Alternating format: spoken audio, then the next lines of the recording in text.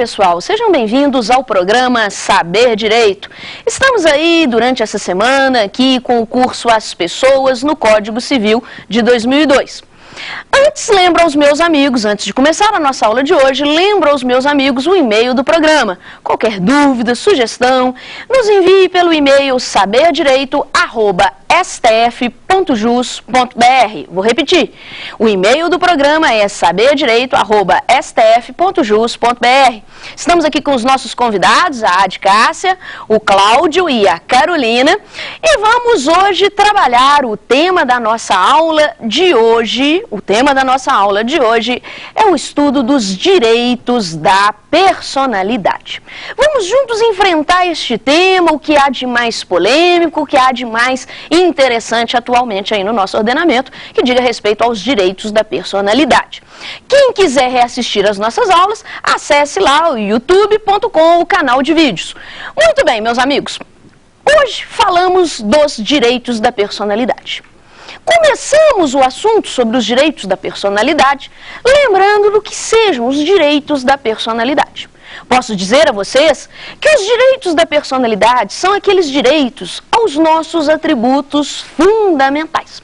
Exemplos de direitos da personalidade: a honra, a imagem, a intimidade, a privacidade, a integridade física.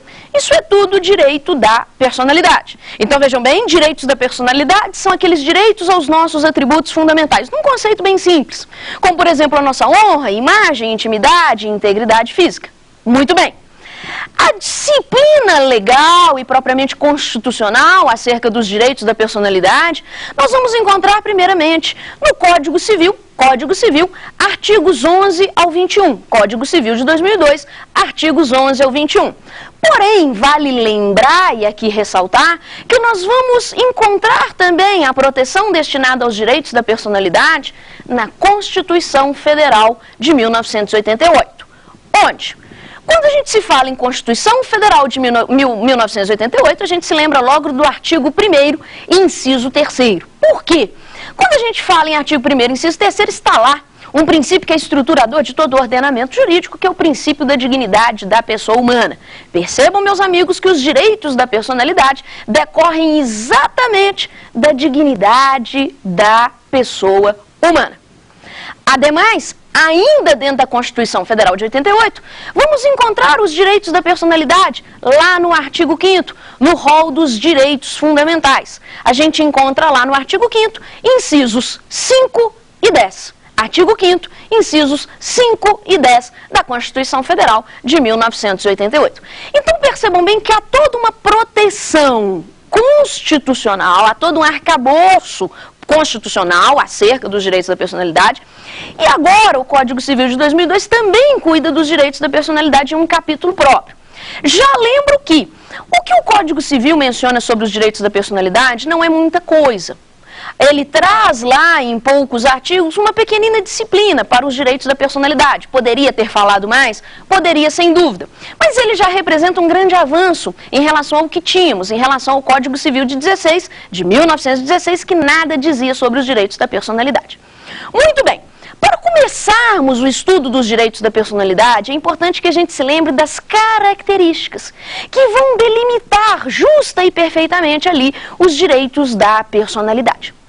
A primeira característica que eu lembro a vocês é que nós podemos dizer que os direitos da personalidade, eles são absolutos. Os direitos da personalidade, eles são absolutos. O que significa dizer que os direitos da personalidade são absolutos? Significa dizer que o titular de um direito da personalidade poderá opor esse seu direito contra toda e qualquer pessoa. Eu diria, erga omnes, aquela expressão latina, erga omnes, que significa contra todos. Então percebam que o titular de um direito da personalidade poderá opor esse seu direito contra todos, contra toda e qualquer pessoa. Percebam, eu posso exigir que respeitem a minha honra, a minha imagem, a minha privacidade, não apenas A, B e C, mas toda a sociedade deverá respeitar aí a minha imagem, a minha intimidade, a minha privacidade. Os direitos da personalidade, eles vão apresentar uma estrutura diversa dos direitos obrigacionais, porque quando a gente fala em direito obrigacional, os direitos obrigacionais, eles são relativos. E o que significa isso? É que os direitos obrigacionais, nos direitos obrigacionais, o que a gente encontra? A gente encontra a seguinte estrutura: credor de um lado e devedor do outro. Vejam bem que na estrutura do direito obrigacional, nós temos um credor que somente pode cobrar a prestação do seu devedor. Vejam bem que os direitos obrigacionais são relativos, porque o credor só pode exigir a prestação do seu devedor. Ao revés, os direitos da personalidade são absolutos, na medida em que você, titular de um direito da personalidade, pode opor esse seu direito contra toda e qualquer pessoa. Muito bem, a segunda característica dos direitos da personalidade, que aqui lembramos, é que os direitos da personalidade são ilimitados. O que significa isso? Significa dizer que os direitos da personalidade, eles não se circunscrevem a um rol taxativo, a uma limitação apresentada pela lei. Por isso, dizemos que os direitos da personalidade são ilimitados. A terceira característica dos direitos da personalidade é lembrar que os direitos da personalidade são extrapatrimoniais. E o que significa isso? Significa dizer, a própria denominação já fala tudo, os direitos da personalidade são extrapatrimoniais, significa que os direitos da personalidade não se circunscrevem à esfera patrimonial. Os direitos da personalidade vão para bem além do seu patrimônio. Daí, a gente diz que os direitos da personalidade são extrapatrimoniais.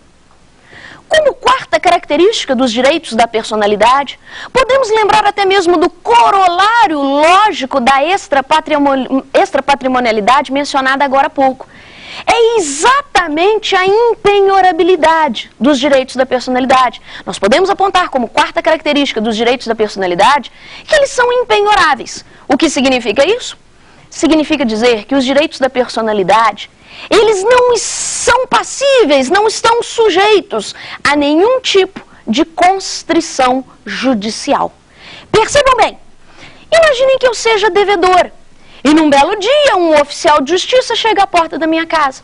Esse oficial de justiça, ele pode penhorar o meu carro, as minhas joias, uma obra de arte que eu tenha na parede, mas a minha honra, a minha privacidade, não. Por quê? Porque isso tudo representa direito da personalidade. E os direitos da personalidade não podem ser submetidos a nenhum tipo de constrição judicial. É dizer que eles são impenhoráveis. Mais uma característica que aqui lembramos sobre os direitos da personalidade é que os direitos da personalidade são vitalícios. Lembram vocês que os direitos da personalidade são vitalícios? Exatamente porque quando você vier a falecer, você não vai transmitir os seus direitos da personalidade aos seus sucessores. Quando a gente diz que os direitos da personalidade são vitalícios, eu quero lembrar a vocês que os direitos da personalidade são intransmissíveis. Intransmissíveis. Eles não se transferem com a herança. Por isso se diz que os direitos da personalidade são vitalícios. Lembramos ainda de mais uma característica para apresentar os exatos contornos dos direitos da personalidade, que é lembrar exatamente de que os direitos da personalidade são imprescritíveis, como dizem alguns doutrinadores. Eu particularmente prefiro utilizar a terminologia são perpétuos. Por quê? Os direitos da personalidade são imprescritíveis ou são perpétuos na medida em que não há um prazo para você exercitar os seus direitos da personalidade. Vejam bem, pergunto a vocês, a minha honra, será que eu só posso exercitá-la pelos próximos 5 anos? A minha intimidade pelos próximos 10 anos? Não faria sentido haver um prazo para o exercício dos seus direitos da personalidade. Por isso se diz que os direitos da personalidade são imprescritíveis, são perpétuos.